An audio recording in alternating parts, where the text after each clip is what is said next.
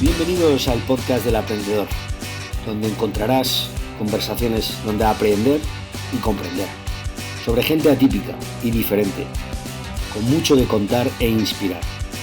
Charlas donde explorar rutinas, hábitos, habilidades, libros y todo aquello que puede resultar útil para mejorar un cachito de nuestras vidas. Muy buenas, aprendedores, ¿cómo estáis? Un día más tenemos a un nuevo invitado a nuestro podcast. Hoy tenemos a David González. David González es un emprendedor social, fundador de la empresa de Penker. Además, es mentor de emprendimiento de grandes escuelas de negocios como el IE Business School, la EOI, y es advisor de diferentes startups. Licenciado en Administración y Dirección de Empresas por la Universidad de Alcalá, graduado por el International MBA con honores por el IE Business School. Antes de lanzarse a emprender, trabajó en consultoría estratégica en Bain & Company y Deloitte, y también en banca privada en Banif. Además de todo ello, lanzará un libro en breve llamado De Emprendedor a Emprendedor. Bueno, David, sé que estás, antes de nada, ¿qué tal, cómo estás? Muy buenas, ¿qué tal, César? Un gustazo tenerte aquí. Un placer estar con vosotros. Un gustazo. Sé que estás escribiendo un libro sobre emprendimiento, que te hago comentar. ¿Nos puedes adelantar algo sobre el libro?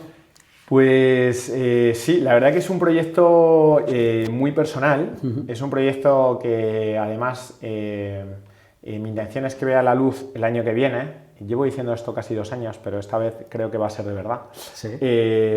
Porque es un libro que lo que pretendo es, de una manera muy práctica, pues dar algunos consejos del día a día a los emprendedores, huyendo de frameworks sesudos, de marcos conceptuales complicados, etcétera.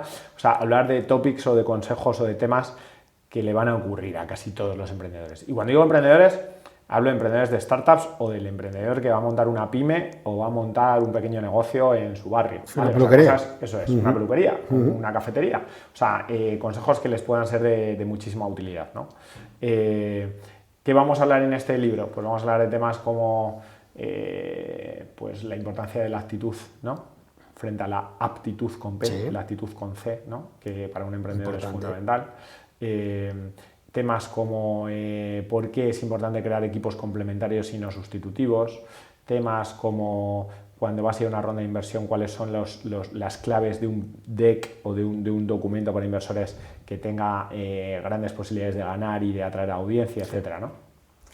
Vale, también me comentabas un poco fuera of the record, un poco también el tema de los errores más comunes, ¿no?, que suelen cometer los emprendedores, ¿no?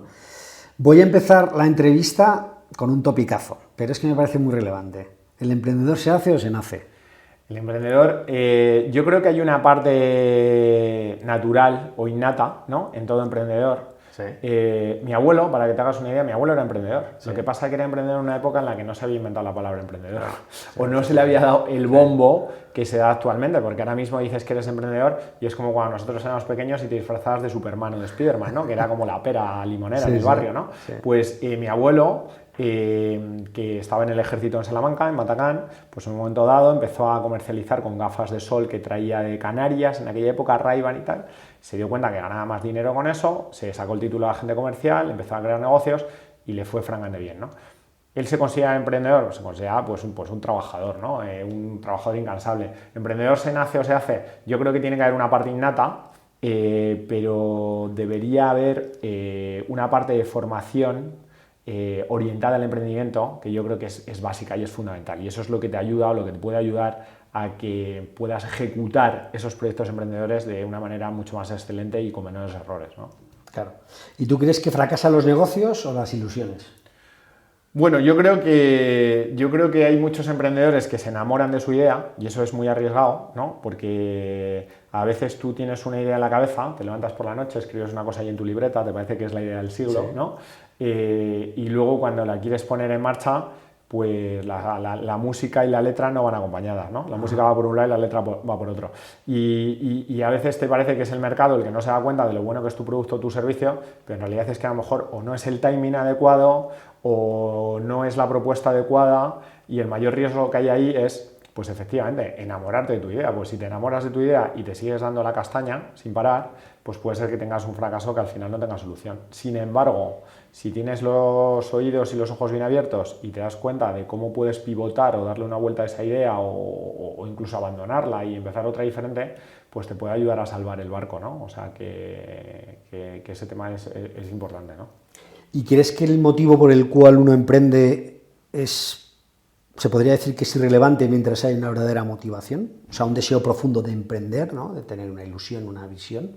O sea, más que el motivo en sí, sino la motivación. O sea, yo creo que se debe emprender, y esto lo tengo muy claro, se debe emprender por algo más que por el dinero, ¿no? Claro. O sea, esto es fundamental. O sea, ¿por qué digo esto? Porque emprender es muy duro, ¿no? O sea, más allá del Olimpo de las grandes startups, ¿no?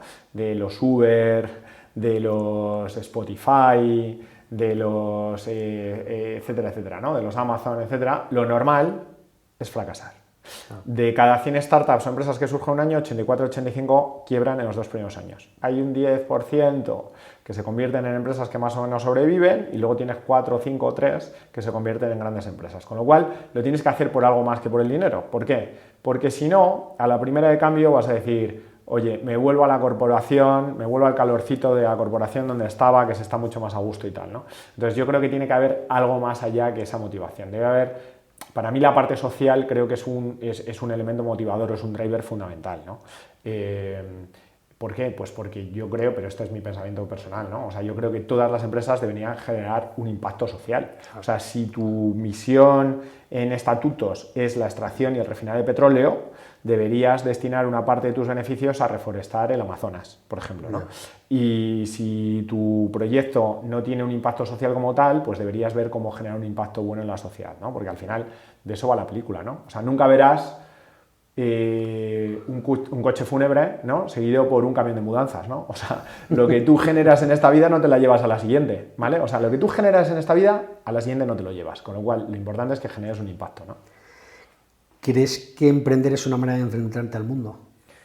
Desde luego, yo creo que es una manera de cambiar las cosas, yo creo que es la mejor manera de cambiar las cosas, cuando tú tienes a gente con una misma misión en la cabeza, con las capacidades adecuadas y están bien orientados y bien guiados, pues eso es pues una entidad o un ser con una capacidad de cambiar las cosas y de cambiar el mundo como no hay otra, ¿no? No existe otra comparación como esta, ¿no? Entonces, desde luego yo creo que sí. Está claro que, bueno, comentaba al principio del podcast, ¿no? Que, bueno, montaste The Penker, ¿no?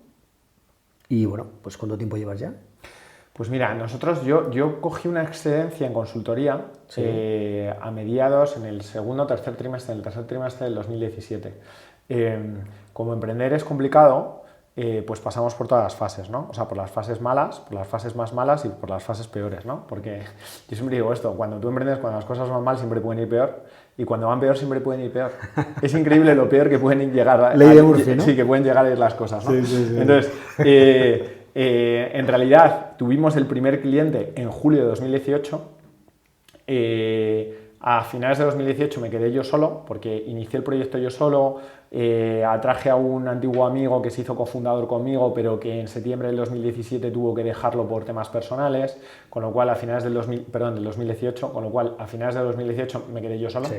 Y entonces realmente The Penker despegó a principios del 2020. Es cuando realmente tuvimos una ronda de inversión que nos acompañó, tuvimos inversores que aportaron algo más que capital, aportaron smart money, nos aportaron contactos, tecnología, cabeza, conocimiento, ¿no? Y eso nos permitió, junto con un ENISA que nos concedieron en el año 2020, pues hacer cosas que no habíamos podido hacer hasta entonces, ¿no? Tener un equipo que ya pues daba un servicio de una manera mucho más amplia, pudimos invertir en tecnología que no teníamos, pudimos hacer las inversiones en marketing adecuadas, ya habíamos hecho 20.000 test A/B, sabíamos lo que funcionaba y lo que no, pero no teníamos pasta para invertir en ello, ¿no? Y en ese momento ya pudimos hacerlo. Y desde entonces, bueno, pues han cambiado muchas cosas. Ahora prestamos un servicio nacional y con cobertura hasta en las islas, ¿no? Canarias, Baleares. Te iba a decir que 2020 sí. Y luego llegó la pandemia. Y luego llegó la pandemia, efectivamente. La pandemia fue un tema que, fíjate, ayudó a visibilizar más la necesidad del cuidado de calidad en el hogar, ¿no? Con todo el tema y todo el revuelo que hubo con las residencias, nosotros de hecho estuvimos ayudando a las residencias a que contaran con los profesionales que no tenían. Había residencias que lo estaban pasando realmente mal. Yo recuerdo hablar con una residencia de Madrid y que yo recuerdo hablar con una residencia de Madrid y que la trabajadora social o la directora de la residencia pues prácticamente se me pusiera a llorar, ¿no? Porque me dijo que no tenían equipo, no tenían personal, no tenían profesionales para tal y demás, ¿no? Entonces empezamos a prestar servicio a las residencias, pero también en ese contexto en el cual las personas empezaban a demandar un cuidado de calidad en casa, permitió visibilizar con mayor peso el potencial que tenía un servicio como el de Depenker, ¿no? Que al final nosotros lo que hemos creado es un modelo de residencia en casa. Claro. Es decir, todo lo que antes ocurría en las residencias lo hemos trasladado al hogar, con lo cual te puedes quedar en tu casa con una cobertura completa. O sea que para ti esa situación, entre comillas, fue un... Sí, a diferencia de otras empresas, por ejemplo, yo tengo amigos que se dedicaban al sector turístico y tuvieron un varapalo importante. Claro. Nosotros, es verdad que dio más peso a nuestro negocio y a nuestra propuesta de valor y a raíz de ahí yo creo que ha ido yendo a más. De hecho, en el año 2020 hubo unas declaraciones del presidente de la Sociedad Española de Geriatría y Gerontología que indicaba que solo el 4%, lo digo otra vez, solo el 4% de las personas que estaban en residencias querían seguir en la residencia. Claro. O sea, un 96% se quería ir a casa. Claro. El sector de residencias se le echó encima, pero él lo que dijo es, mira, nosotros damos los datos que tenemos, claro. Al que le guste y al que no. Claro. Eso es. Claro. Y comentas, seguramente en tu libro comentarás el concepto de validar, ¿no? Yo te lo he oído en diferentes entrevistas, el tema de validar, la importancia que tiene, ¿no? En Depenker, ¿pivotasteis o perseverasteis? Bueno, hemos pivotado en algunas cosas. Es verdad que el tema de validar es fundamental, ¿no? O sea, porque por lo que hablábamos antes, ¿no? Porque tú puedes tener una idea que sobre el papel es fantástica, claro. Se la cuentas a 3 amiguetes y todos te dicen, joder, qué buena idea, tal, no sé qué, ponla en marcha, ¿no? Pero una cosa es el tamaño muestral que tú tienes de tus 4 amigos y otra cosa es la realidad del mercado, ¿no? Entonces, por eso hay que validar. En consultoría se hace mucho formas de validación como son focus group, como son cuestionarios, como son entrevistas, etcétera, etcétera, ¿no? Y eso también vale para startups. ¿Nosotros qué hicimos? Pues antes de lanzar Depenker nos reunimos con profesionales de geriatría, nos reunimos con trabajadores sociales de residencias, nos reunimos con personas que habían tenido cuidadores para sus padres, madres, etcétera, en domicilio, nos reunimos con cuidadores, o sea, cogimos un poco el testimonio de las diferentes partes para entender qué era lo que funcionaba, qué era lo que no funcionaba, etcétera. Hemos ido pivotando en algunos aspectos, ¿no? ¿Por qué? Porque inicialmente Depenker surgió simplemente como un servicio de cuidadores. Nos hemos ido dando cuenta que era importante meter parte de fisioterapia a domicilio, que ya tenemos, de podología a domicilio, que ya tenemos, de farmacia a domicilio. ¿Esos son servicios añadidos o eso es pivotar? No, esos son servicios añadidos, vale. Pero hay una parte de tecnología que estamos desarrollando que tiene que ver dentro de nuestra app, ¿vale? Sí. Tenemos una app que inicialmente la desarrollamos simplemente para dar una visibilidad del servicio y una comunicación entre el cuidador y el usuario, y en esa app lo que vamos a meter va a ser funcionalidades y ejercicios de entrenamiento cognitivo, ¿vale? Que eso sí que es otra cosa, es otra derivación del negocio que no tiene que ver con el cuidado propio, ¿sabes? Sino que tiene que ver con que a través de una app, que es algo totalmente escalable, estés donde estés, puedas tener una herramienta de desarrollo cognitivo, de entrenamiento cognitivo para tus familiares. Ah, qué bueno. ¿Vale? Y digamos que dentro de lo que es la metodología Lean Startup, que es un poco la que seguís vosotros, ¿no? Ellos tienen como una especie de no sé cómo decirlo, de premisa, ¿no? Que dice, lanza el producto rápido e itera. Sí. Itera mucho, ¿no? Sí. ¿Eso es lo que habéis hecho vosotros en Depenker? Sí, ellos tienen lo que llaman el BML, ¿no? El Build, Measure y Learn, ¿no? O sea, construyes, mides y aprendes, ¿no? Nosotros seguimos eso en muchas cosas, sobre todo, fíjate, en algo más prosaico, lo seguimos en las campañas de marketing, por ejemplo. ¿Sí? Probamos, hacemos test A/B con diferentes cosas o probamos la misma campaña por diferentes vías y probamos, o sea, construimos, medimos y aprendemos, ¿no? Y entonces nos damos cuenta de que este canal para este tipo de marketing funciona bien, este no, por ejemplo. Facebook, inicialmente nosotros pensamos que Facebook iba a ser un canal fantástico para captar clientes. Lo que nos hemos dado cuenta es que es un canal fantástico para captar cuidadores, claro, pero no para captar clientes, ¿vale?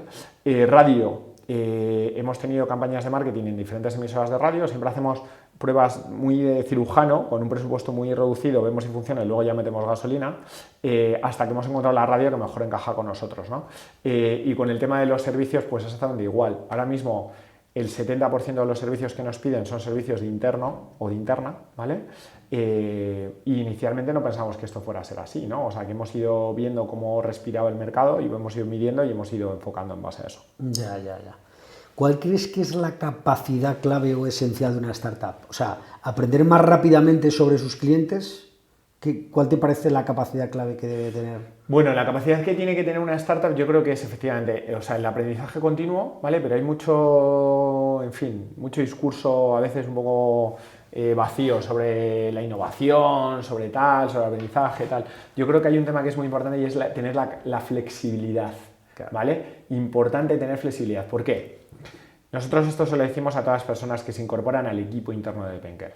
Cuando tú trabajas en una corporación, tú puedes entrar y empiezas en esa corporación y te dicen, mira, tú vas a hacer A, B y C. Y cuando te jubilas con 80 años, que es hacia donde vamos, ¿no? Te jubilas con 80 años y has hecho toda tu vida A, B y C, ¿no?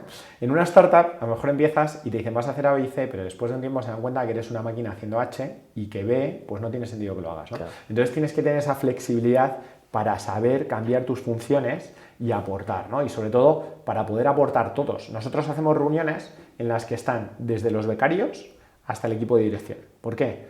Porque a veces hay un tema que se llama el marketing o la miopía del marketing, que parece que los que están arriba lo saben todo y se les escapan un montón de cosas. Entonces, para eso estamos todos en esas reuniones, porque a veces hay cosas que otras personas del equipo dicen, oye, ¿y habéis pensado en el equipo de asesoramiento hacer no sé qué? Y te lo está diciendo alguien que se dedica al departamento laboral. O alguien de asesoramiento te dice, oye, ¿y habéis pensado en laboral cambiar el proceso de firma de no sé qué, ¿no? Entonces, es importante que haya esa comunicación de una manera mucho más fluida que en una gran corporación, a veces por capas de jerarquía, etcétera, tal, es más complicado, ¿no? Entiendo. Leyendo el libro negro del emprendedor de Fernando Trías de Bes, libro sí, que recomiendo efusivamente porque está muy bien, ¿no? Y habla un poco sobre los motivos más... o sea, dice que los negocios no fracasan por falta de competencias técnicas, sino que por motivos más mundanos, que es un poco lo que comentabas tú antes. Por la falta de sentido común, exceso de expectativas. A mí me parece muy interesante el tema de las expectativas, porque gestionar expectativas es muy importante. ¿Crees que lo que hace fracasar es el miedo al fracaso que se convierte en un problema real? ¿O piensas que, sin embargo, son cuestiones de mercado? O sea, Bueno, yo creo que hay diferentes temas. O sea, yo creo que hay un tema que hace fracasar a muchísimas empresas. Bueno, hay dos temas, ¿no? O sea, cuando tú ves las encuestas a nivel internacional de por qué fracasan las empresas, el número uno es, dicen los americanos, no market need, no hay necesidad en el mercado, claro, ¿vale? O sea, la necesidad solo está en la cabeza del emprendedor. El emprendedor dice lo que hablamos antes, oye, qué idea más buena he tenido, y cuando va al mercado no hay nadie que esté dispuesto a pagar por ello. O no hay suficiente volumen de mercado dispuesto a pagar por ello, ¿vale? El product market fit, como dicen. Claro, no hay suficiente gente. No hay, o sea, lo que se llaman los early adopters te lo cogen, sí, pero luego cuando vas a la vast majority, a la parte gorda de la campana de Gauss, pues esa parte nunca llega, ¿no? Y entonces mueres, ¿no? Entonces, ese es un tema, ¿no? O sea, el que no haya necesidad del mercado. Pero hay otro tema que es muy importante y es el timing de mercado. ¿Por qué? Porque siempre se habla de la importancia de ser el primero. Bueno, la importancia de ser el primero yo lo pongo siempre entre comillas, ¿vale? Porque si entras demasiado pronto, sí, tu coste de educación del mercado puede ser tan desbordado que o te están metiendo cash continuamente o mueres antes de que el mercado empiece a saber de qué va tu tema, ¿no? Sí. ¿Cuándo pasó esto? Pues pasó con TiVo en Estados Unidos, ¿no? TiVo tenía, sí, tenía una tecnología que era fantástica, que hace la torta de años permitía parar lo que estabas viendo, rebobinar, no sé qué, y el mercado no estaba preparado para ello. Años después llegó YouTube con otro tipo de mercado, otra situación de mercado, estaba Internet perfectamente implantado y fue un éxito, ¿no? A veces cuando tú entras con algo muy disruptivo, te cuesta mucho educar el mercado, ¿vale? Y si tú no tienes el capital suficiente para poder educar ese mercado y llegar a ese tal, pues puedes tener un problema. ¿Cuál es otro problema de fracaso de startups? Equipos sustitutivos. ¿Por qué digo equipos sustitutivos? Porque ya a veces cuando asesoro startups veo equipos muy buenos, veo gente muy buena, muy formada, ¿no? Pero son 3 fundadores y son clones, ¿vale? Y ves 3 clones. 3 clones no sacan una startup adelante. Lo que tú necesitas es que al de al lado haga cosas que tú no haces, que aporte donde tú no llegas, que sepa cosas que tú no sabes. Si tú hablas con 3 tíos o 3 tías y los 3 son muy buenos en marketing, ¿quién va a hacer finanzas? ¿Quién va a hacer tecnología? ¿Quién va a hacer, me invento, operaciones, ¿no? Entonces, hay diferentes motivos, pero para mí los motivos fundamentales son el timing de mercado, no market need, y equipos que no son complementarios. En el libro que comentaba antes, dice que para que haya oportunidades reales, primero hay que trabajar el terreno y tiene que estar libre de factores de fracaso. Que esto, bueno, hay que leerse el libro para entender los factores de fracaso, ¿no? ¿Cuál crees que es el gran acierto de un emprendedor? Bueno, el gran acierto de un emprendedor es... lo primero que tiene que acertar, principalmente. O sea, lo primero que tiene que acertar a un emprendedor es dar con una necesidad de mercado no cubierta, por la cual el mercado esté dispuesto a pagar, ¿vale? ¿Por qué digo esto? Cuando yo trabajaba en consultoría, trabajaba en La Torre, en Torre Picasso, montaron un centro para echarte la siesta, ahí abajo, ¿no? Sí. Porque esto además venía de una idea japonesa y tal. Cuando salíamos los consultores, que además estábamos allí todas las consultoras del mundo, oye, qué buena idea esto de las siestas y tal, ¿no? Y tal. No conozco a nadie que usara el servicio. A las 8 semanas o 9 intentaban poner una cafetería aparte del tema de las siestas, y luego intentaron que fuera también un coworking y como a los 7 meses, 8 cerraron, ¿no? Entonces, bueno, yo creo que a veces hay que estar ahí para escuchar al mercado, ¿no? Y ver lo que realmente están dispuestos a pagar, ¿no? por ese mercado, porque las ideas pueden ser muy buenas, pero no tienen que ser buenos negocios. Pero no tiene nada que ver. No tiene por qué ser buenos negocios, ¿no? Puede ser una idea de bar, ¿no? Como yo digo. Claro. Hablabas antes de la complementariedad, ¿no? Sí. de los socios o de los emprendedores, ¿no? ¿Por qué es tan importante contar con un pacto de socios? Pues mira, esa es una pregunta fantástica. Mira, cuando yo doy clases en las escuelas y me reúno en las primeras sesiones con el grupo de emprendedores, porque normalmente son diferentes grupos de emprendedores y tal, yo siempre les pregunto lo mismo, les digo, oye, ¿queréis hacer esto de verdad o es simplemente un tema académico? ¿No? Y entonces, si me dicen que lo quieren hacer de verdad, que en el 90% me dicen que sí, les digo, tenéis que hacer un pacto de socios ahora que sois amigos, ¿no? ¿Por qué ahora que sois amigos? Porque al principio la ilusión te pierde, ¿no? Y todos, ¡guau, tal, fíjate lo que vamos a montar, qué tal, que no sé qué! Pero no te das cuenta que luego, después de un tiempo, pues puede haber cosas que no están alineadas, ¿no? Y que tú no quieres lo mismo que yo, y que uno considera que ha trabajado más que el otro, o que tiene más derechos, o después de un tiempo a alguien le surge una oportunidad en una gran corporación y entonces se va a la gran corporación, pero considera que tiene derechos de eso que creo que a lo mejor ni siquiera llega al mercado, ¿no?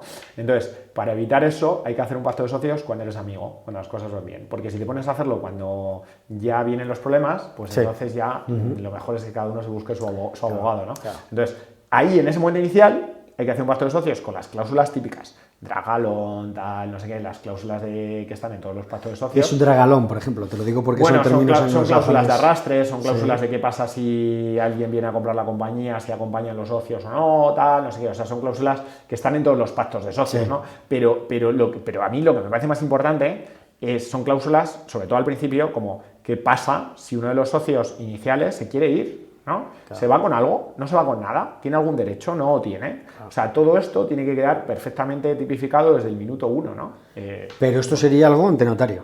Sí, ante notario. ¿Ante notario? ¿Y entraría dentro de los estatutos o no tiene nada que ver? Societarios. Bueno, es un pacto para societario o extrasocietario que está ante notario, o desde mi punto de vista tiene que estar ante notario. Nosotros siempre recomendamos que esté ante notario porque es el que va a dar fe de esto, ¿no? Claro. Pero en ese pacto de socios, que si tú buscas en internet vas a tener las cláusulas clave en 20.000 páginas, hay que añadir las cláusulas específicas, ¿no? Las cláusulas ad hoc para tu empresa. Porque tú y Juan y Martina, ¿vale?, sois de una manera determinada y tenéis que meter una cláusula determinada para el caso de que pase determinadas cosas que pueden suceder, ¿no? Y para eso son conversaciones muy complicadas, ojo, y por eso mucha gente va dejando el tema de pacto de socios para después, porque ponerte con el de al lado de decir, oye, yo tengo un 33 o un 32, ¿no? O yo tengo, si son dos, ¿quién tiene el 51? ¿No? Porque ese es otro error, 50 y 50 bloquea una sociedad. Claro. Y hay sociedades que dicen, no, como somos muy amigos y hemos quedado los dos 50 y 50, pues no, ese es un problema. Es un problema porque en el momento que haya un conflicto, un tema de no entendimiento, la sociedad queda bloqueada. Entonces, todo ese tipo de cosas ¿Qué pasa? Pues es como las conversaciones complicadas que puedes tener con cualquier persona, ¿no? Como son complicadas, pues a veces dices, bueno, pues ya la tendré, ¿no? Pero es que esta hay que tenerla pronto, cuanto antes mejor. Es como una especie de pacto prematrimonial, ¿no? Eso es. Es que de hecho en Estados Unidos, es que eso es muy anglosajón, o sea, es un concepto muy anglosajón que nuestra cultura, pues latina, de esa cultura de confianza que tenemos y tal, no sé, ¿cómo se llama la cultura de confianza? Sí. O sea, la manera de ser que somos, ¿no? Y de cómo nos gusta tal, puedes abrir melones que no estaban abiertos, que es bueno abrirlos para decir, como tú dices, para no tener el componente emocional del enfado, no influya y lo puedas tener registrado. Pero es verdad que siendo como somos los españoles... Cuesta, claro, no, pero ese ejemplo que tú pones, ese símil es perfecto. O sea, son las capitulaciones matrimoniales, yo llamaría así, fíjate, se me acaba de aburrir. Las capitulaciones matrimoniales de la sociedad. Es que tiene que ser así. ¿Por qué? Porque cuando vengan los problemas, en lugar de ponerte a discutir de si yo más, tú tal, dices, oye, espera, vamos a la cláusula 12, a ver qué pusimos. Y ya está, y no hay problema. Y luego te vas a tomar una caña o a comer y ya está. Es como una constitución también. Claro, eso es. Eso es. Saliendo un poco de estos temas tan complejos, ¿no? Y también hemos, digamos, la primera parte de la entrevista ha sido un poco más con los errores, ¿no? Las cosas negativas, tal. Vamos a ir un poco al mundo de las oportunidades. Actualmente vivimos un momento tremendo, ¿no? Donde hay mucha gente que crea nuevas empresas y, bueno, pues le va muy bien y el 90% restante le va fatal, ¿no? Pero, ¿dónde ves...? O sea, hay muchas oportunidades laborales no solo para el que quiere crear, sino para el que quiere trabajar en una startup. ¿Cómo ves el momento actual? ¿Cómo podrías contar a nuestra audiencia cómo aprovechar el momento laboral y con qué herramientas actuales? A ver, yo creo que el mundo ha cambiado mucho en los últimos años y eso pues también se traslada a las expectativas o a los intereses laborales, ¿no?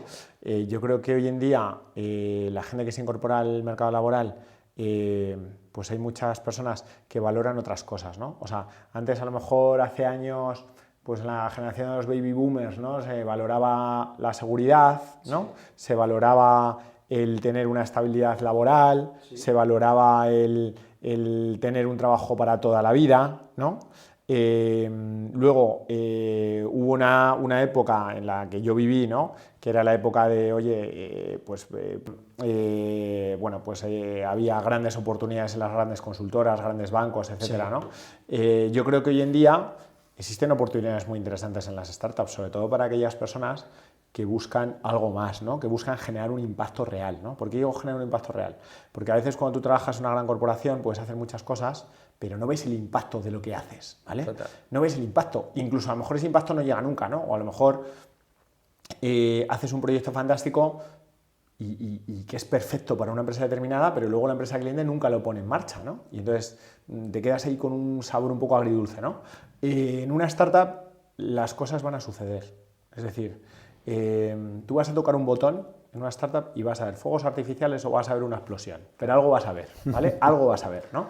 Entonces, ese impacto es real, ¿no? Y ese impacto lo puede generar desde la última persona que ha entrado en una startup hasta el CEO de la startup, ¿no? Sí. Entonces, yo creo que eso genera unas oportunidades muy interesantes para muchas personas. Luego es verdad que la tecnología pues ha cambiado mucho todo, porque antes, si el trabajo de tu sueño estaba en Miami, pues a veces era complicado, ¿no? Hoy en día puedes optar a una oferta en Miami, hacer la entrevista por videollamada y que te contraten en remoto, ¿no? Sí. O sea, y yo tengo una hija de 4 años y medio, se llama Valentina, que cuando sea mayor, pues posiblemente las oportunidades laborales que tenga es que hoy en día no nos las podemos ni imaginar, ¿no? O el tipo de trabajo que va a hacer, ¿no?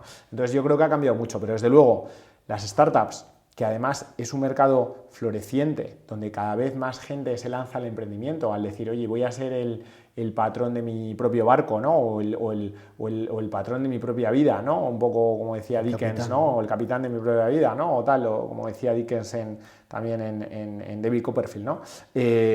Pues eso da muchas oportunidades a mucha gente, ¿no? Entonces yo creo que lo que hay que hacer es un buen encaje con lo que tú sabes hacer mejor, ¿no? Lo que quieres hacer y lo que está demandando el mercado, ¿no? O sea, al final es una matriz, ¿no? Y ver dónde encajas. Y David, ¿qué te hubiera gustado que te hubieran recomendado cuando empezaste en este viaje ahora después de, ¿no? 2017, pues mira, 2023, ¿qué te hubiera gustado que te hubieran dicho, oye, tenías que haber hecho esto? Pues mira, me hubiera gustado, cuando yo empecé no había leído, por ejemplo, el libro de Lean Startup, ¿no? Sí. O no estaba tan tan versado en el tema de Lean. Entonces, como venía con una mentalidad muy de consultoría, pues venía con la idea de hacerlo todo perfecto, ¿no? Claro. Sí. Y eso es muy arriesgado. ¿Por qué? Porque cuando tú haces todo perfecto, o bien a lo mejor ya es tarde, o bien lo que tú has hecho perfecto, el mercado no es la perfección que busca, ¿no? Entonces, me hubiera gustado que alguien me hubiera dicho, oye, testea, ¿no? Lo que hablábamos antes del Build, Measure, Learn, ¿no? O sea, construye algo, hace un prototipo, pruébalo rápido, mira cómo responde el mercado, en base a eso iteras, le pones otra funcionalidad o mejoras esto, lo otro y base tal, ¿no? Nosotros inicialmente lo que tenemos de plataforma por detrás, pues pensamos hasta la última funcionalidad, tal, no sé qué, que se nos ocurría, ¿no? Y eso nos llevó a quizá gastar más tiempo del necesario, ¿no? Sí. Yo creo que es bueno, por eso, cuando emprendes por primera vez, contar con un buen mentor o con un buen asesor que haya pasado por el camino que tú vas a pasar, ¿no? Claro. Y que se haya dado golpes que tú te vas a dar. Y a lo mejor no ha tenido que emprender necesariamente en el mismo mercado y segmento y sector en el que tú has estado, ¿no? Pero hay cosas que son extrapolables en general al resto de sectores o al resto de startups, ¿no? Como el tema de realizar test A/B, como el tema que hemos hablado antes del pacto de socios, como el tema de que las personas que contrates en el equipo sean complementarias, como el tema de bueno, pues eso, de generar prototipos rápidos que puedas testar en el mercado, etcétera, etcétera, etcétera, ¿no? Hay otro tema que yo creo que es fundamental en una startup y que para las corporaciones es más complicado y es un tema que a lo mejor no es tan políticamente correcto hablar de él, pero es la realidad y es contrata despacio y despide rápido, ¿vale? Claro. O sea, tú tienes que contratar a gente que realmente encaje con lo que tú vas a hacer, ¿vale? Con tu misión, con tus valores, etcétera, y ahora te comento sobre esto, pero si no es la persona, tiene que salir rápido. O sea, no puedes tener a alguien que no aporta a un proyecto en el que te estás jugando tu sangre, sudor y lágrimas, ¿no?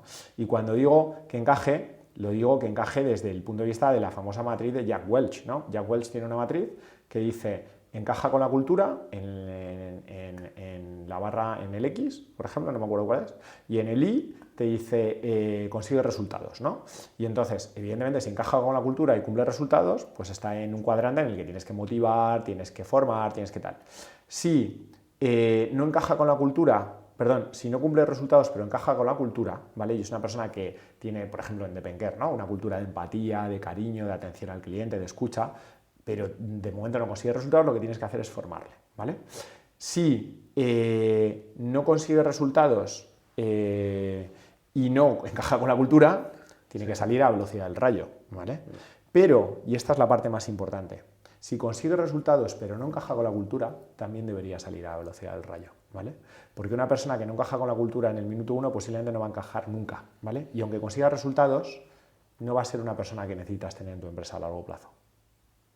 Esto es como lo que dicen, ¿no? Que dicen que si al principio no es rentable, no va a ser más tarde tan rentable, ¿no? Algo así, efectivamente. Algo así, ¿no? Algo así. De todas maneras, hay un dicho que no sé dónde lo escuché, dónde lo aprendí, que dice que lo contrario de lo perfecto es lo bueno. Y es que es una verdad como un templo. Y el problema muchas veces es cuando vienes de esos entornos tan multinacionales y tal, ¿no? Si tú metes al mejor programador, full stack o backend o lo que sea, ¿no? Pero es una persona que no encaja con la cultura de servicio que tú quieres dar en tu empresa o de empatía o tal, pues a lo mejor es que te desmonta el chiringuito en 3 días, ¿no? Porque además hay una cosa que está clara y esto está demostrado empíricamente. Cuando tú tienes un equipo de alto rendimiento y metes una persona de bajo rendimiento, la persona de bajo rendimiento no sube su rendimiento, sino que los de alto rendimiento lo bajan, ¿vale? Con lo cual el riesgo es importante. David, ¿qué malas recomendaciones oyes hoy dentro de los medios respecto al mundo del emprendimiento? O sea, ¿qué notas que es un bulo? Bueno, que es un bulo, yo creo que... ¿Un bulo o una mala recomendación? Sí, una mala recomendación. Yo creo que emprender... Cuento chino, diría aquel. Yo creo que emprender no es fácil desde el punto de vista... O sea, nosotros tuvimos la gran suerte de que trabajamos muy bien la financiación de ENISA, y quiero decir que la trabajamos bien porque desde que tú solicitas un ENISA hasta que te dicen el sí o no, bueno, si te dicen el no es rápido, pero si te dicen el sí pueden pasar 4 o 5 meses porque te hacen un análisis de la compañía, te hacen una especie de due diligence de arriba abajo, etcétera, ¿no? Pero es verdad que, por ejemplo, yo cuando empecé Depenker solicité una ayuda para arranque de compañía, que se supone que nos la tenían que haber dado y nunca llegó, ¿no? Yeah. Entonces, ¿qué malos consejos o qué bulos tal? pues que a veces puedas pensar que hay más ayudas de las que realmente hay, y hay ayudas, ¿eh? Hay fondos europeos, hay fondos Next Gen, hay cosas, ¿no? Pero hay que ver si te encajan o no te encajan para tu proyecto, etcétera, ¿no? Y luego el pensar que emprender es para todos, ¿no? O sea, igual que no sé, que trabajar en una gran corporación no es para todos, o que ser médico no es para todos, o que trabajar en un ministerio no es para todos, pues emprender no es para todos, ¿no? Hay personas que quizá le encaje más trabajar en una corporación, y porque su padre sea emprendedor, no tiene por qué él ser emprendedor, ¿no? Igual que si tu padre es médico, no tienes tú por qué ser médico, ¿no? Entonces, yo creo que hay que pensárselo bien, ¿vale? O sea, yo creo que como escuela de vida y profesional es mejor que 20 MBAs, ¿no? Juntos, porque es la realidad en sí misma de los negocios, pero tienes que ver si encaja con con tu estilo de vida y con tu forma de ser y con lo que realmente quieres hacer, ¿no? ¿Conoces a Naval Ravikant? No. ¿No? Bueno, pues te lo recomiendo. Y de hecho creo que lo hemos hablado en algún momento y te lo voy a mandar para que lo escuches. Naval Ravikant es un personaje muy interesante de Silicon Valley, que bueno, que ha estado metido en mil rollos, pero es un tío muy, digamos, como un filósofo del emprendimiento. Vale. Y tal, ¿no? Y él dice que no hay una habilidad llamada business. Dice business o Master Business Administration, MBA y tal, ¿no?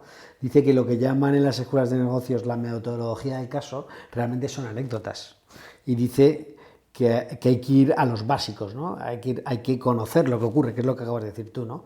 Y él dice que con estas 5 cosas, si sabes estas 5 cosas, puedes entender el mundo en el que vivimos, que es estudiar matemáticas, programación, lógica, ética y teoría de juegos. ¿Crees que nos equivocamos en la actualidad a la hora en los sistemas educativos, como las escuelas de negocios? Sí. Que por cierto es curioso que escuela de negocios creo que se contradice, escuela de negocio. Pero bueno, ¿qué te parece a ti? ¿Crees que, o sea, recomendarías a alguien hacerse una MBA ahora? A ver, para mí fue muy útil, posiblemente la mejor inversión académica que he hecho en mi vida. Sí. Es verdad que para mí fue, o sea, quiero decir, yo, arriesgué mucho en aquel momento, porque yo trabajaba en aquella época en banca, en el Grupo Santander. Dejé el Grupo Santander en una época convulsa, después de que hubieran quebrado los grandes bancos americanos, Lehman Brothers, Bear Stearns, etc. Me endeudé de una manera desorbitada. Tuve la gran suerte de que existían las cajas de ahorros todavía, y una de estas cajas de ahorros me dio la financiación. Luego el ICO me dio otra financiación, y además con carencia, y me permitió estudiar. Entonces, para mí sí fue útil, porque yo en mi mente, en mi roadmap a largo plazo, siempre estaba el crear mi propia empresa, pero me faltaban muchos conocimientos, ¿vale? Creía que los conocimientos adecuados para esto pasaban por pasar unos años por consultoría, pero es verdad que cuando yo trabajaba en banca sin tener un MBA de prestigio, yo mandé currículums a todas las consultoras del mundo, habidas y por haber, de otros países incluso y tal, y ni siquiera me abrían la puerta para una entrevista, ¿no? Después de terminar un MBA en una buena escuela de negocios como es Business School y terminar bien rankeado en el 10% de mejores del MBA, etcétera, pues de repente me empezó a llamar Oliver Wyman, me llamó Bain, me llamó Deloitte, me llamó EY, etcétera, etcétera, ¿no? Entonces, a mí sí que me sirvió, ¿no? Pero sí que creo, y en esto hay algunas escuelas que van dando más peso, y justo lo comentabas tú ahora sobre el tema de estudiar ética, hablabas de ética. Yo creo que la parte de filosofía, ¿vale?, de estudiar a los clásicos, es muy importante de cara a dar una respuesta hoy. Aunque parezca que es algo ya anacrónico y tal, yo creo que leer a Sócrates, leer a Platón, leer a Epicteto, leer a los cínicos como Diógenes, o las anécdotas, ¿no?, porque Diógenes no es que escribiera demasiado, pero leer las anécdotas de Diógenes o las de Sócrates, que tampoco escribió nada en su vida, pues te pueden ayudar a ver la vida de otra manera, ¿no? De hecho, ahora mismo hay dobles licenciaturas que a mí me gustan y que me llaman la atención, como por ejemplo doble licenciatura en ADE y Psicología. Ajá. Me parece muy potente esto. Sí. Claro. Vamos a ir a otra, vamos a dar un vuelco a la entrevista y vamos a ir al lado un poco más profesional, ¿no? Hemos hablado, bueno, de tu faceta como meditador. Me gustaría que me contases un poco en qué te ayuda la meditación y, bueno, qué tipo de meditación haces, y que me cuentes cuál es la diferencia entre la meditación y el mindfulness. Vale, pues mira, es un tema que sabes que además me encanta. Yo empecé a meditar hace ya algo más de 10 años en un centro budista que había aquí en Madrid. No soy budista, pero me gusta mucho la filosofía budista, y empecé a meditar en un momento que para mí era un momento de un estrés laboral importante, ¿vale? Porque cuando tú trabajas en consultoría estratégica, haces proyectos de muy alto valor, pero también son muy demandantes en cuanto a tiempo y esfuerzo, ¿no? Entonces, yo empecé a hacer unas primeras sesiones de meditación en este centro y luego seguí explorando, ¿no? Seguí explorando una parte por mi cuenta, leyendo libros de Jon Kabat-Zinn, que al final fue el médico que introdujo la meditación en Estados Unidos desde el punto de vista de la medicina, desarrolló el programa de MBSR, reducción del estrés basado en mindfulness. Luego me formé en ¿Cómo se llama? ¿Verdad? MBSR, ¿Pero en cómo se llama siglas el en autor? inglés. ¿El autor cómo se llama? Jon Kabat-Zinn, Ajá, ¿vale? vale. Jon Kabat-Zinn es médico de, no recuerdo ahora si es Stanford o Harvard, creo que es Stanford, y desarrolló un programa que se llama MBSR, que es reducción del estrés basada en mindfulness, ¿vale? Ese programa ahora se imparte a nivel internacional y se imparte también en escuelas de medicina, y yo me formé a través de la Universidad de Medicina de la Facultad de la Autónoma de Madrid, ¿vale?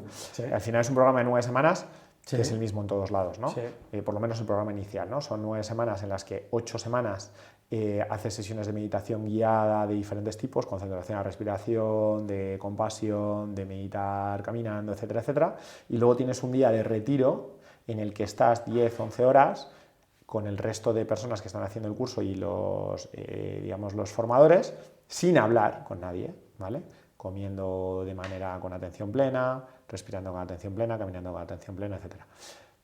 Para mí es muy útil y creo que es muy útil para los emprendedores. Hace poco yo estaba con una alumna de EOI y me preguntaba, oye, David, esta chica era de Sevilla, ¿no? Y estábamos por videollamada y me dice, David, ¿te puedo hacer una pregunta que no tiene nada que ver con esto, con el proyecto y tal? Me dice, es que tengo mucho estrés entre el trabajo, el proyecto y tal. Y le dije, digo, ¿has meditado alguna vez? Y me dice, no, digo, bueno, pues ponte ahí, que vamos a empezar. Y entonces empezamos a hacer una sesión de meditación guiada, ¿no? Y a la semana siguiente, hablando con ella, me dijo, oye, ya estoy muchísimo mejor, ¿no? En 7 días posiblemente sea un efecto placebo, ¿no? Pero es verdad que la meditación genera cambios en el cerebro, ¿no? Y la neuroplasticidad está demostrada que existe. Hay una persona que se llama Mathieu Ricard, que hace años le catalogaron como el ser más feliz del mundo, como la persona más feliz del mundo, y es un título del que él se ríe, ¿no? De hecho, yo le tengo contacto en LinkedIn, me parece una persona fantástica. Y este es un meditador que fue investigador del Instituto Pascal en Francia, y en un momento dado se fue a la India y se fue al Tíbet, y entonces entró en el tema budista y ahora es monje budista, pero es una persona que viene de la ciencia, ¿no? Entonces, cuando se empezó a plantear si realmente la meditación tenía un impacto a nivel fisiológico y a nivel de las estructuras neuronales en el cerebro y tal, lo que hicieron fue una serie de estudios, unos investigadores y neurólogos americanos y de Reino Unido empezaron a hacer unos estudios con meditadores profesionales. Meditador profesional se considera aquel que ha meditado de manera regular durante más de 1000 horas, ¿vale? Entonces hicieron una serie de estudios entre los que metieron a Mathieu Ricard. ¿Y qué les hicieron? Pues de todo. Les hicieron escáner cerebral, TAC, resonancia magnética, les pusieron electrodos, tal. ¿Y qué pasó? ¿Por qué le denominaron el hombre más feliz del mundo? Porque las ondas alfa que produce el cerebro de cualquier ser humano y que están relacionadas con pensamientos positivos, con pensamientos de bienestar, con relajación, etcétera, cuando le hicieron los escáneres a este señor se salía de todas las escalas, pero de todas las escalas que habían podido imaginarse que se podía llegar, ¿no? Entonces, por eso, en base a eso, le denominaron que era la persona más feliz del mundo. Cuando tú emprendes, y si no emprendes, estás en una corporación y tienes un gran nivel de estrés, tienes que encontrar vías para gestionar este estrés. Y la meditación es una gran ayuda. Yo, por ejemplo, hay un ejercicio que hago todos los días, ¿vale? Aparte de otros ejercicios de meditación que hago, pero este es un ejercicio que además utilizan los Navy SEAL cuando están en situaciones de combate, de alto estrés y tal, que es el 4-4-6-2, ¿vale? Coges aire 4 segundos, siempre por la nariz, 4 segundos, lo mantienes 4 segundos, los pulsas durante 6 segundos, o contando 6, ¿vale? Y mantienes 2. Y luego vuelves a hacer 4-4-6-2. ¿Qué hace esto? Activa el sistema parasimpático, que te reduce el ritmo cardíaco, te reduce el ritmo de respiración, la tensión y te produce bueno, es un relajante natural, ¿no? Entonces yo creo que es muy importante. Y otro tema que es muy importante, que lo llevo explorando desde noviembre del año pasado, es dormir con un esparadrapo en la boca. Ah, mira. Duermo con un esparadrapo en la boca, estuve leyendo sobre otros estudios de respiración que hay a nivel mundial y entonces lo que hablan era de los beneficios evidentemente, de respirar por la nariz, ¿vale? A lo largo del día tú vas respirando unas veces por la fosa nasal derecha, otras la izquierda, se va como turnando, ¿vale? Pero es verdad que la nariz se puede expandir o se puede contraer, ¿vale? En función de las necesidades, ¿vale? Si tú respiras por la boca, el aire que tenemos tú y yo aquí ahora mismo delante, el que entra al pulmón es exactamente el mismo, con todos los patógenos que tenga o todas las circunstancias que tenga ese aire, ¿vale? Si tú respiras por la nariz, el aire entra humedecido, entra caliente y entra filtrado por las fosas nasales. No tiene absolutamente nada que ver el aire que entra por la nariz con el que está fuera, sí, el que llega al pulmón, ¿no? Entonces, esto, si ya lo haces 20 días, 25 días, tal, ya el cerebro se acostumbra a dormir con la boca cerrada. Esto ayuda mucho a las personas que tienen apnea del sueño o que roncan y tal y que tienen un descanso poco reparador, que es muy importante también para los emprendedores tener un descanso reparador, total, sobre todo para luego para temas de creatividad, etcétera, ¿no? O sea, te pones un esparadrapo en la boca. Me pongo un esparadrapo. Y te pones a dormir. Pues me pongo un esparadrapo, tengo diferentes formatos. Tengo el formato Joker, ¿no? Que me pongo un esparadrapo así muy grande, ¿no? Que me cubre toda la boca. Hay otra forma que es ponerte un esparadrapo transversal, si te agobia un poco tenerlo todo cerrado. Sí. Lo ideal es ponerse un esparadrapo que sea esparadrapo hipoalergénico de papel, porque los de tela, al principio hice pruebas con algunos de tela y por la mañana te arrancas el labio, y si tienes un poco de barba, ¿no? Los chicos, pues es más complicado. Pero es fantástico. Y curiosamente, esto es una forma también de mejorar problemas de la mordida, ¿no? Personas que luego han necesitado aparato, sí, porque no tienen una buena mordida, si le pones un esparadrapo desde pequeñito, no sacas la lengua y la mandíbula va a su sitio, ¿no? O sea que más allá de esto, ¿no? Pero vamos, para mí la meditación, lo puedes llamar meditación, mindfulness, concentración, respiración, hay diferentes tipos. Los ejercicios de escáner corporal son muy interesantes, ¿no? El ir notando, estar tumbado, esto lleva más tiempo, pero el ir notando desde el dedo gordo del pie cómo va subiendo tu atención por el empeine, por tal, por el muslo, por la cabeza, tal, pues eso te ayuda a que cuando estás hablando con alguien estés más atento, estés más enfocado, te ayuda a reducir los tiempos de recuperar la atención cuando estás en labores multitarea. La multitarea mata la atención y mata la creatividad y es muy dañina para el cerebro. El cerebro no está preparado para el multitasking, pero en un mundo en el que la multitarea es una necesidad, si tú haces meditación, eso te va a ayudar que de una manera más rápida, cuando pasas de hacer un tema de impuestos a escribir un artículo para un tema de marketing, pues tu atención se centre mucho más rápido. Qué interesante, qué interesante. Oye, y mi pregunta respecto a lo que has contado, que me ha parecido lo has explicado muy bien y muy claro, y no es nada fácil, porque explicar la meditación y cómo lo has explicado muy bien, y mi pregunta que viene ahora, claro, dices, claro, el emprendedor está sometido a mucho estrés, ¿no? Cuando te sientes agobiado o no te concentras, ¿qué haces para conectarte? Pues cuando me siento agobiado no me concentro, o sea, hay dos cosas que a mí me ayudan mucho. Una es esto, es la meditación, ¿sí? Y además eso lo puedes utilizar en cualquier momento del día. ¿Sí? El otro día, por ejemplo, iba a televisión a una entrevista, ¿sí? Y antes de entrar, estábamos en el camerino, hice varias veces ejercicio de 4-4-6-2 y ya entras de otra manera, ¿no?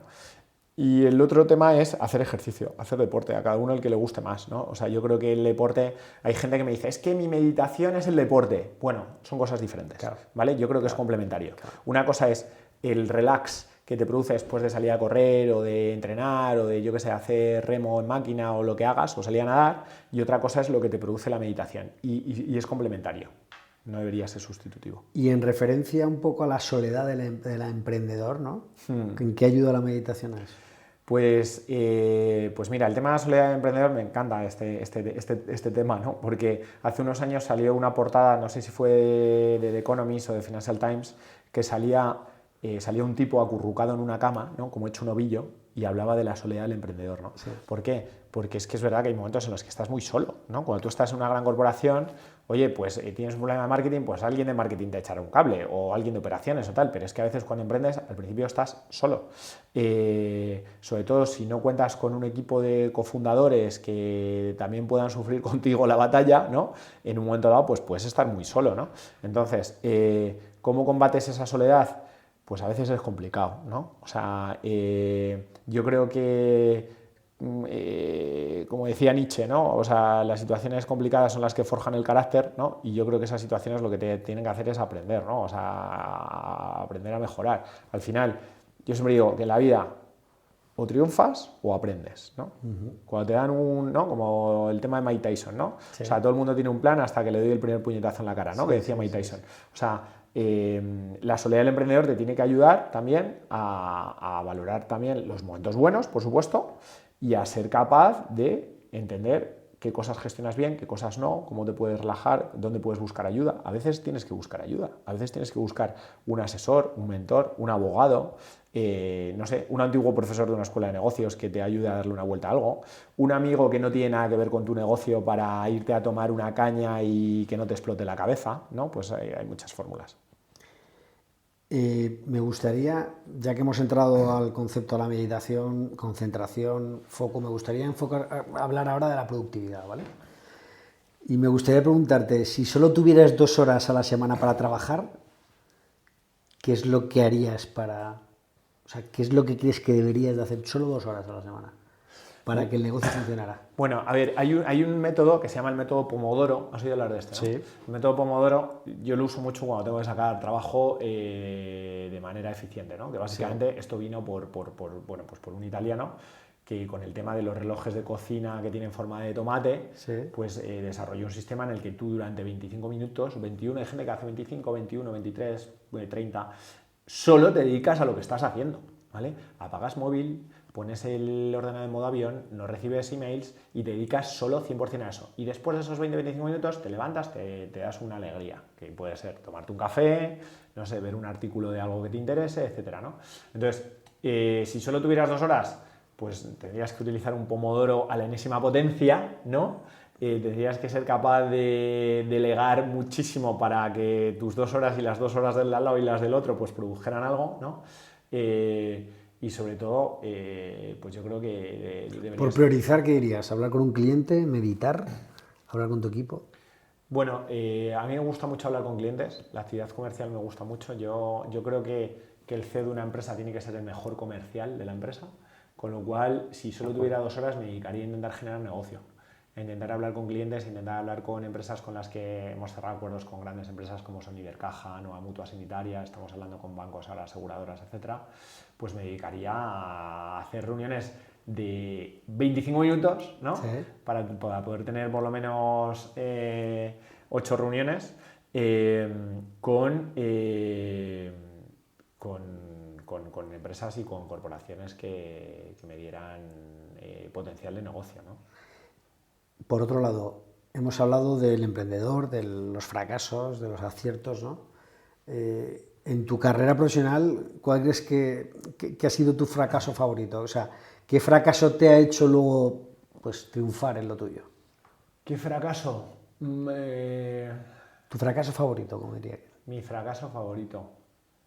Bueno, trabajé durante un tiempo en un broker de renta variable y para mí, bueno, fue un poco un fracaso porque no era lo que yo esperaba, ¿no? O sea, había visto muchas veces la película de Wall Street. Sí, sí, había visto a Gordon Gekko, ¿no? Había visto a Gordon Gekko muchas veces, me imaginaba las cosas de una manera y luego realmente no fueron así, ¿no? Entonces, fue un poco fracaso a nivel mental, ¿no? Porque pensaba que, oye, una vez que había entrado en un broker, ¿no? En un banco y tal, pues que podía tal, pero luego me di cuenta no sé, que mi futuro no iba por ahí, ¿no?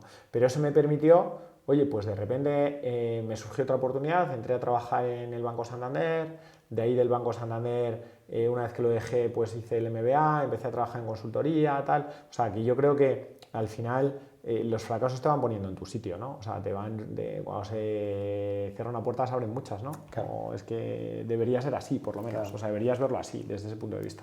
Y visto así, ¿cuál ha sido para ti la mejor inversión en tiempo, energía, dinero que has hecho en tu vida? Bueno, en dinero, el MBA que hice en 2010-2011, o sea, para mí fue la mejor inversión que hice a nivel de estudios y que me permitió cambiar mi vida laboral para dar el paso intermedio a donde estoy ahora, que es donde quería estar, ¿no? A nivel personal, si no fuera por mi mujer, por ejemplo, yo no hubiera podido montar Depenker, ¿no? Claro. O sea, yo muchas veces también hablo de esto con los emprendedores, ¿no? Sobre todo cuando tienen pareja. Oye, ¿tu pareja te va a apoyar? porque emprender es muy duro y durante muchos meses no vas a tener a lo mejor un ingreso, no vas a tener un euro, o vas a tener una situación muy complicada, ¿no? A mí, Natalia, mi mujer, me ayudó desde el primer momento y ya tenía un trabajo más estable, eso nos permitió, oye, pues tener cierta estabilidad dentro de la incertidumbre del emprendimiento, sí. Con lo cual, bueno, pues eso fue muy importante. Yo siempre digo que ella es mi backup brain, ¿no? Mi cerebro de backup. ¿Y cuál es el libro que más has regalado y por qué? El libro que más he regalado ha sido Sapiens. Antes siempre regalaba Walden, el libro que escribió David Thoreau, ¿no? el filósofo americano. Me gusta mucho la experiencia que tuvo de irse allá a la laguna de Walden. Además es un personaje que me gusta mucho porque es el único licenciado o egresado de la Facultad de Harvard que no tiene el título, ¿no? ¿Y por qué no tiene el título? Porque en aquella época los títulos se hacían con piel de cordero o piel de vaca o tal, y como él estaba en contra del maltrato animal, pues dijo que no quería el título y que no iba a pagar por el título, ¿no? Bueno, es un personaje que tiene muchas anécdotas curiosas y que tiene muchas enseñanzas de muchísimo valor. Sapiens, hoy en día, más actual quizá, bueno, Walden nunca deja de ser actual, pero Sapiens es un libro sobre cómo funciona la vida, ¿no? A mí me llamaba la atención cuando empecé a leer Sapiens y me comentaban que era raro ir a una reunión en Silicon Valley o irte a tomar algo a un pub, a un bar o tal, y que alguien no sacara el tema de Sapiens. Sí. O sea, porque te enseña cómo hemos sido capaces de dominar el mundo a través de las ideas compartidas por todos, de los mitos y las ficciones compartidas por todos. Y eso tiene mucho interés no solo para el ser humano en particular, sino para el emprendedor también, porque te permite también pues darte cuenta de cómo funciona el cerebro del Homo sapiens, ¿no? Entonces es un libro que además lo tengo en la mesilla bueno, lo tengo en la mesilla, no, lo tengo en el salón, junto con Walden y con otros muchos, pero para mí es un libro fundamental, ¿no? Es de Yuval Noah Harari. Qué buen libro. Sí, estoy de acuerdo. Es muy buen libro. Y hablando de libros, pues mira, hay otro libro que tiene que ver con meditación que me gusta mucho, que se llama La biografía del silencio, de Pablo de Ors, que es un libro pequeño, finito, muy de mesilla de noche, con capitulitos de 6 párrafos, pero que tiene mensajes tan potentes y que te ayudan también a los emprendedores ayudan mucho, porque, por ejemplo, hay unas frases del libro de Pablo de Ors que dice: no tiene sentido castigar los errores pasados con la sabiduría presente, ¿no? Muchas veces nos fustigamos, ¿no? Como Salvatore en El nombre de la rosa, ¿no? Como en la película, y de fustigas y te fustigas ya, pero tío o tía, es que ya eso no tiene solución, ¿sabes? Mira para adelante y sigue caminando, ¿no? Hay un vídeo de él, una entrevista que hace, no sé si en estos series de BVA, no sé dónde, en el país, que es buenísimo. Sí, que hablan sobre inteligencia artificial. Recomiendo ese libro completamente, el silencio buenísimo. Y dime el tercero, porque te iba a decir 3, dime otro que recomiendes. Bueno, a ver, Walden seguro, Sapiens. Walden, Sapiens. El de Pablo de Ors. Luego hay un libro que se llama Silencio, que es de Thich Nhat Hanh, que es un maestro budista que falleció hace un par de años y que transmite muy bien todo el tema de la meditación. Me gusta mucho. Y luego hay algún libro de Noam Chomsky que me gusta mucho, y luego, por ejemplo, hay un libro que me encanta de Peter Singer, que es un filósofo americano, que se llama 84 dilemas éticos o diálogos éticos, en los que va tratando diferentes temas de actualidad desde un punto de vista filosófico ético. Él es un utilitarista, te puede gustar más o menos, pero te hace pensar, ¿no? O sea que me gusta mucho. Qué bueno. En los últimos 5 años, David, ¿a qué has aprendido mejor a decir que no? A decir que no. Bueno, pues antes decía que sí a todo, pero llega un momento en el que te das cuenta que no llegas a todo, ¿no? A veces tu mente, te piensas que eres capaz de llegar a estar aquí y allá en todos los sitios a la vez, pero esto de la omnipresencia pues es complicado, ¿no? Sí. Entonces, he aprendido a decir que no a aquellas cosas que no me aportan, ¿no? O sea, ¿por qué? Porque es verdad que dedico muchísimo tiempo a Depenguer, y como no podría ser de otra manera, ¿no? Dedico mucho tiempo a dar clases, me encanta, pero también tengo una hija, ¿no? Claro. Tengo una hija con la que cuando estoy con ella en el zoo, por ejemplo, o el otro día estábamos en el parque de atracciones, O el otro día que estábamos viendo una película y estábamos comiendo palomitas, digo, pero ¿qué mejor puedo hacer yo en la vida en este momento que estar con ella? Aquí viéndolo, ¿sabes? Frozen, que lo hemos visto 800 veces, me la sé de memoria, ¿no? Pues eso. Digo que no también para poder dedicarle tiempo a ella, bueno, y a mi mujer, por supuesto, ¿no? Sí.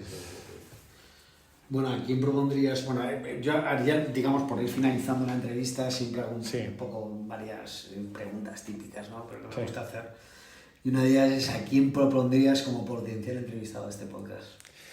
Bueno, pues yo creo que me encantaría escuchar a Pablo de Ors. Me encantaría escuchar a Pablo de Ors. Mira, pues es un potencial entrevistado de mucha altura. De muchísima altura. Es un objetivo de nivel, pero no deja de vivir en España. Por eso. O bueno, si no vive en España... Sí, vive en España. De hecho, creo que vive en Madrid, de hecho. Vive en Madrid, de hecho. Sí, o tiene una casa en Madrid. Sí. De hecho, creo que por la zona de Tetuán. Ya no te sé decir la dirección exacta no te la sé decir. Sí. ¿Vale? ¿Tiene redes sociales? Pero, bueno, tiene una comunidad que se llama Caminantes del Desierto o algo así, que yo creo que a través de ahí, algo así se llama, que yo creo que a través de ahí puedes contactar. Y otra persona que me parece interesante es Emilio, el fundador de Belka, de la startup de motos eléctricas. O sea, no le conozco en persona, le he visto en algún evento de estos de emprendimientos en los que al final pues acabamos estando todos, y en un evento que hubo hace unas semanas le vi, lo que pasa es que estaba lejos y al final yo estaba hablando con otra persona, no hablé con él, pero yo creo que es interesante, ¿no? Porque siempre se habla de startups, y esto lo comento mucho, ¿no? Siempre se habla de startups y se habla de apps, de digital, de algoritmos. Pero bueno, es que hay otro tipo de proyectos muy interesantes, ¿no? Él ha creado, en un modelo tan tradicional como son las motos, ¿no? Un diseño de moto fantástico, precioso, pero eléctrico, ¿no? Y se han puesto a vender motos a lo bestia y les va el negocio fenomenal, ¿no? Y han sido pioneros en esto, en moto eléctrica de diseño, la típica moto que todo el mundo quiere tener, ¿no? Sí. Entonces, yo creo que es un tipo que debe ser interesante hablar con él. ¿Cómo se llama? Emilio Froján. Sí. Y David, dime un poco qué has aprendido con H en la entrevista. ¿Qué te has llevado de esta charla? ¿Qué me lleva de esta charla? Pues mira, esta charla me ha encantado, César, en serio, me ha encantado porque, o sea, y te lo digo honestamente, me ha encantado porque es como antes hemos hablado de Sócrates, ¿no? O sea, esto es mayéutica pura, ¿no? O sea, tú eres Sócrates, ¿no? Y vas haciendo preguntas, las preguntas para que el que está enfrente vaya reflexionando y vaya, bueno, pues compartiendo sus ideas, pero aprendiendo también a raíz de esta conversación, ¿no? Con lo cual, o sea, es un tipo de conversación que desde mi punto de vista es mayéutica pura. O sea, me ha encantado en ese aspecto porque además hay cosas de las que hemos comentado que estoy seguro que me quedaré reflexionando luego. Qué bueno. ¿Y cuáles son tus proyectos profesionales y personales, los próximos que tienes en mente y tal? Pues mira, con Depenquer estamos ahora mismo, hemos abierto una ampliación de capital, estamos empezando a tener conversaciones con inversores, con fondos, con Venture Capital, básicamente porque en Depenquer hemos hecho las cosas muy bien, hemos sido muy eficientes en la gestión del capital, en comparativa con otras empresas de nuestro sector que han levantado rondas de millones de euros. Nosotros hemos levantado unas rondas pues muy reducidas, del orden de, el otro día hacíamos el cálculo, 68 veces menos importe de ronda que el que más ronda ha levantado nuestro sector. Pero sin embargo nos encontramos con que estos players que han levantado muchísimas rondas, cuando tú pones Depenquer en Google, están pagando por la keyword de Depenquer, ¿no? Con lo cual algo estamos haciendo bien cuando los Goliath están pagando por la keyword del David, ¿no? Que es el pequeñito, ¿no? Entonces, estamos con una ampliación de capital precisamente para potenciar nuestro negocio en los próximos años, porque estamos generando mucho impacto, pero podemos generar mucho más. Y ese es nuestro gran proyecto ahora mismo en los próximos meses, ¿no? Estamos cerrando acuerdos con empresas importantes, estamos incorporando gente en el equipo que está encajando muy bien, y bueno, tenemos que seguir creciendo. Bueno, David, pues David González, ¿cuál es tu segundo apellido? Prieto, que era el de mi abuelo. David González Prieto. Juan Antonio Prieto era mi abuelo. Juan Antonio Prieto. Muy bien. Lo pondré todo esto, lo pondré en las notas del capítulo. ¿Hay algo más que quieras tratar o que desees añadir y que no se haya dejado en el tintero que te gustaría comentar sobre el mundo startup o sobre cualquier tema? Bueno, yo creo que, o sea, me encantaría que hubiera más podcasts como el tuyo, honestamente. O sea, lo digo de verdad porque aterriza muy bien la realidad de las startups y los CEOs, fundadores, etcétera, yo creo que tocas temas que son, o sea, no solo actuales, sino que son muy terrenales, ¿vale? Y que creo que, y lo comento también por el tema del libro que yo estaba escribiendo, que son temas más terrenales que temas tal, ¿no? O sea, y yo creo que sería fantástico que un podcast como el tuyo tuviera cada vez más visibilidad, porque estoy seguro de que lo que yo pueda decir, o lo que pueda decir Emilio si está, o Pablo, o quien esté contigo, pues le va a aportar a otras personas que o bien están en el camino, o se van a lanzar, o están en ese momento de soledad que hemos hablado antes, ¿no? Del emprendedor acurrucado, pues primero para que se den cuenta de que no están solos, que otros también hemos estado en esos momentos, que a veces hay cosas que no tienen respuesta, que las tienes que buscar tú mismo, y que además este formato de podcast está muy chulo, ¿no? Porque te permite escucharlo en cualquier lugar, ¿no? Que es lo bonito. Pues has dado el clavo, ¿eh? O sea, ojalá se cumplan lo que has acabado de comentar, porque es que has dado el clavo, ese es el objetivo realmente del podcast. ¿Tienes alguna red social o algo donde te pueda encontrar la gente? Donde... Bueno, la verdad que no soy muy de redes sociales, no tengo Facebook, no tengo Instagram. Bueno, tuve Facebook, pero no sé, perdí las claves de acceso y no he podido volver a entrar nunca más. Cosa que me alegro. Lo único que tengo es LinkedIn. Vale. O sea, a través de LinkedIn, que es David González Prieto. Vale. O David, si buscan David, o Depenker, David Depenker, pues por ahí estoy y me pueden contactar. O en depencare.com. O en depencare.com. Eso es. Bueno, David, muchísimas gracias por tu tiempo. Ha sido un placer, un gustazo y nada. Disfruta un montón. A ti, César, ha sido un auténtico placer y de verdad muchas gracias por la entrevista. Recuerda que puedes suscribirte en elaprendedor.com para no perderte ningún capítulo. Te espero en el próximo episodio con la próxima charla. Gracias y hasta la próxima.